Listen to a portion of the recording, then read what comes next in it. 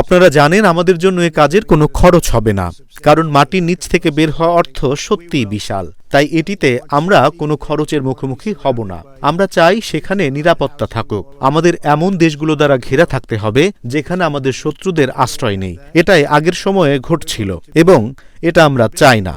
আমরা পুনর্নির্মাণ করব, কিন্তু আমরা খরচ করব না। তেল কোম্পানিগুলো এগিয়ে যাবে, তারা বিনিয়োগ করবে। আমরা সেই তেল ফিরিয়ে নেব যা আসলে অনেক আগে থেকেই আমাদের নেওয়া উচিত ছিল।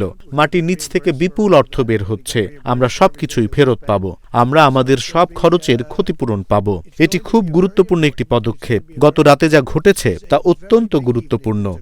আমাদের নিরাপদ ও সুরক্ষিত দেশগুলোর দ্বারা ঘেরা থাকতে হবে এবং আমাদের যথাযথ শক্তির উৎসও থাকা আবশ্যক।